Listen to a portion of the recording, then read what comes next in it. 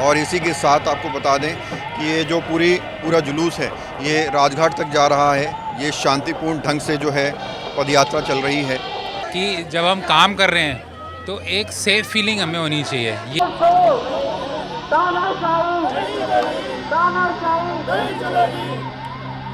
तो हर तरफ से हमला कर रहे हैं हेल्थ केयर सिस्टम पे।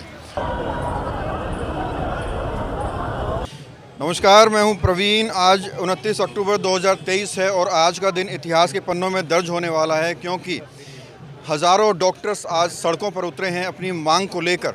और उनकी क्या कुछ मांगे हैं ये समझने लिए भगत चंद्रा हॉस्पिटल से एमडी डॉक्टर सीएम भगत हमारे साथ हैं। सर, आपके साथ हज़ारों डॉक्टर्स का काफिला चल रहा है तख्तियां लेकर, क्या कुछ मांग आज उठाई जा रही है सरकार से? देखिए, हम इनके साथ चल रहे हैं। एक सामूहिक मांग है कि मेडिकल प्रोफेशन को जो परेशान करने की एक नीति बन गई है हर तरफ से, उसका विरोध है। अब इसके कई एग्जाम्पल हैं। एक वायलेंस इन हेल्थ केयर है। हाउस टैक्स का फैक्टर 4 कर दिया सडनली, 2 से टैक्सेशन बढ़ा दो, बिजली के रेट बढ़ा दिए। डीपीसीसी के नाम पे एक और इन्होंने हथियार बना रखा है कि जब मर्जी हरास कर देते हैं, नोटिस भेज देते हैं और अननेसेसरी डिमांड्स करते हैं। जनरेटर की समस्या पैदा कर दी। फाइनली फायर एक्ट में कुछ इनडायरेक्टली बदलाव करके और हर नर्सिंग होम को इन्होंने एस्टेब्लिशमेंट की उसमें ले लिया कैटेगरी में। और वो अब एस्टेब्लिशमेंट्स के रूल्स उस पर लगाना चाहते हैं कि 2 मीटर स्टेयर। अब वो फायर एनओसी नहीं दे रहे हैं। पुरानी बिल्डिंग्स में 2 मीटर की स्टेयर कोई भी आर्किटेक्ट मुझे बना के दिखा दे, जो बनेगा भी तो वो एक बाहर एक्सटर्नल स्ट्रक्चर ही बन सकता है। तो इस तरह की जो बेहुदा हरकतें इन लोगों ने कर रखी हैं। और सबसे मुश्किल बात है कि ये लोग सिस्टम से इंटरेक्ट नहीं करते हैं। कुछ जो सरकारी नुमाइंदे हैं वो अपने यहाँ फैसला करते रहते हैं, डिस्कस भी नहीं करते हैं। चीफ मिनिस्टर इंटरेस्टेड नहीं है, सेंट्रल गवर्नमेंट अपनी नीति लागू करने में है। उस सब के बीच में हम जो सर्विस प्रोवाइडर हैं, जो एक बेस है, उसको इन लोगों ने परेशान करके रखा हुआ, हिला के रखा हुआ।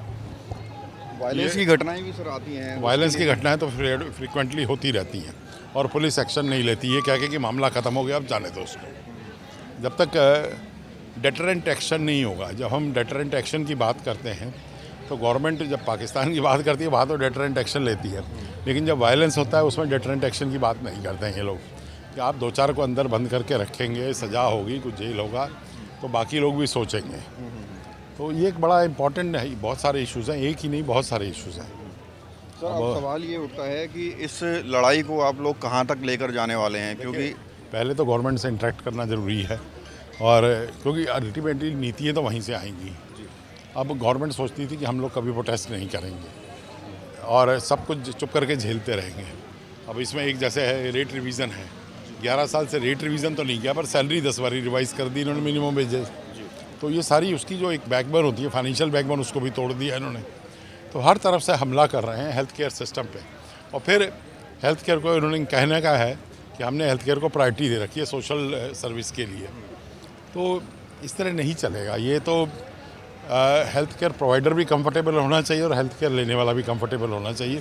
That should be the basic एक होना चाहिए उसमें सिस्टम में। लेकिन इसके लिए एक समझ चाहिए, सोच चाहिए। अब उस सोच में यही था कि हम गवर्नमेंट की तरफ से गुंडागर्दी करते रहें, परेशान करते रहें और ये लोग चुप करके सर्विस दे, और हम इनसे कहेंगे तुम सर्विस इंडस्ट्री हो, तुम तो मानवता की सेवा कर रहे हो, तुम करते रहो। अब जब तक कोई सिस्टम ग्रो नहीं करेगा तो वो सर्विस कैसे देगा?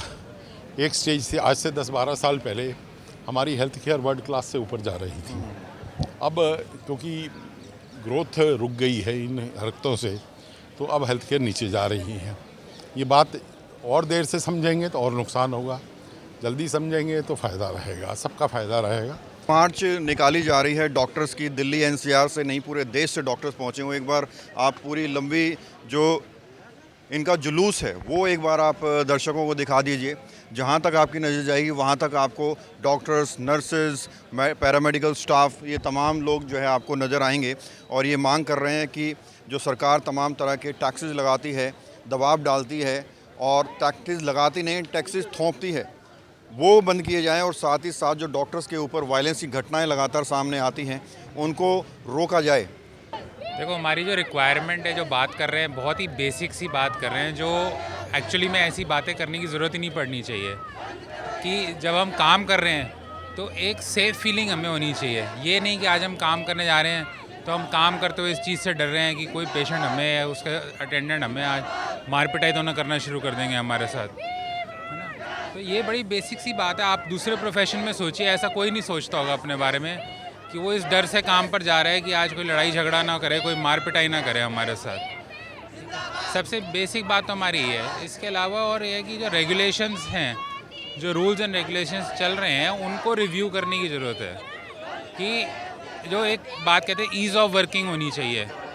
जब काम कर रहे हैं तो ये माहौल ऐसा होना चाहिए कि डॉक्टर्स और प्रोफेशनल्स जो हैं अपने काम पे ध्यान दे पाएँ, ना कि ये कि रेगुलेशंस को पूरा करने में लगे हुए हैं जिसके कारण वो पेशेंट्स पे जो ध्यान देना है वो दे नहीं पा रहे हैं। ये हमारी मेन जो हमारी बेसिक डिमांड्स है वो ये है।